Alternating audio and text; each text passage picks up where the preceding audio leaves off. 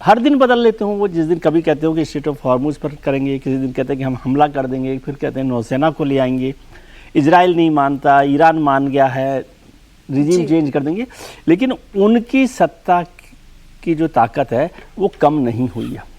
आपको ऐसा लगता होगा कि कम हुआ होगा, कुछ विरोध हुआ है ये, लेकिन आज भी सारी दुनिया ट्रंप को देख रही है कि ये ईरान इजराइल की जंग में क्या होगा, स्ट्रेट ऑफ हॉर्मुज में क्या होगा, जो सैंक्शंस लगे हुए हैं उसमें कैसे होगा। किसी को वो कहते हैं कि रूस से तेल खरीदिए तो रूस से तेल खरीदिए, आज 30% खरीदिए तो 30% खरीदिए, ईरान से कुछ मिल जाएगा, ईरान से गिफ्ट मिल जाएगा। और पाकिस्तान में जो इस्लामाबाद टॉक्स हुई उसमें भी ट्रंप की भूमिका है, टर्की कैसे बिहेव कर रहा है, सऊदी अरब कैसे भूमिका। तो इसलिए ये महत्वपूर्ण है कि वो चाहते क्या, वो ये चाहते हैं कि उनकी सत्ता बनी रहे और उसमें वो मोटे तौर पर कामयाब है। और ट्रंप प्रोजेक्ट यही कह रहे हैं कि उनकी वजह से ये हॉर्मुज खुल गया, बल्कि ईरान ने ट्रंप को जवाब दिया और कहा कि हॉर्मुज का खुलना या बंद होना सोशल मीडिया पर नहीं होता। जैसे कि ट्रंप ने कहा है कि उनकी नौसेना यहाँ मौजूद रहेगी, तो हम इसे सीजफायर के उल्लंघन के तौर पर देखते हैं और हम देखेंगे कि फिर इसका क्या करना है। क्या ईरान इस पर हमला कर सकता है? अभी जो बात विजय जी कह ही रहे थे, हर्षवर्धन जी, वही मुद्दा उठा लेती हूँ। ईरान ये बोल तो रहा है कि खुलना और बंद करना कोई सोशल मीडिया पर तो होता नहीं है, और युद्ध विराम का अगर आप उल्लंघन कर रहे हैं तो फिर हम देखेंगे क्या करना है। तो ईरान कोई हमला तो नहीं कर सकता, या ईरान हमला कर देगा? देखिए एक बात, मतलब मैं अब इस पे जरा सा भी जिसको कहते हैं ना कि कंफ्यूजन में नहीं हूँ। हम लोग कोई भी चर्चा करें, ट्रंप और गलीबाफ और अरागची के बीच में अलग से बात हो रही है।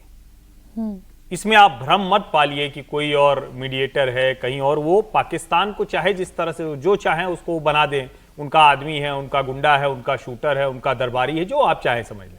लेकिन ट्रंप की ईरान की जो लीडरशिप है, स्पेशली अरागची और गलीबाफ, उनसे निजी बातचीत हो रही है। ये सब कुछ दुनिया को दिखाने के लिए। अमेरिका अपना जो डोमेस्टिक पॉलिटिक्स है, और गलीबाफ और अरागची जो IRGC का दबाव है उसको कम करने के लिए। ट्रंप की इसके बाद गलीबाफ ने पोस्ट किया कि अमेरिका के राष्ट्रपति कह रहे हैं कि 1 घंटे में उन्होंने 7 दावे कर दिए, सब गलत हैं और हम इसको नहीं खोलेंगे, सब कुछ ईरानियन ऑथराइजेशन से होगा, ये सब बताया उन्होंने।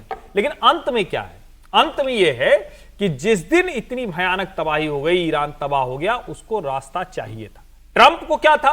वो सब कुछ करके ग्राउंड पर नहीं जा सकते थे, बूट्स ऑन ग्राउंड नहीं हो सकता था, तो उनको लगा अब ये पॉइंट है। तो दोनों को अपनी अपनी ताकत और कमजोरी पता चल गई है। वो अपनी शांति, अपना जो कारोबार, उसकी तरफ जा रहे हैं। आने वाले समय में ईरान के सारे सैंक्शन आपको हटते हुए दिखेंगे, सारा ट्रेड सब कुछ वाया अमेरिका हो रहा होगा। यह भी हो सकता है कि दोनों नए सिरे से किसी दिन आपको ट्रेड डील करते हुए दिखें कि इतनी बड़ी ट्रेड डील हमने दुनिया के इतिहास की है, अमेरिका और ईरान की, और आपको रिकंस्ट्रक्शन भी ईरान का डोनाल्ड ट्रंप और अमेरिकी कंपनियां करते हुए दिखेंगे। ये सब भूल जाइए, सब जो हो रहा है सब आई वॉश है। ये सब ये इस्लामाबाद चले जाना, बातचीत कर लेना, जेडी वैंस को भेज देना, ये सब फालतू की बात है।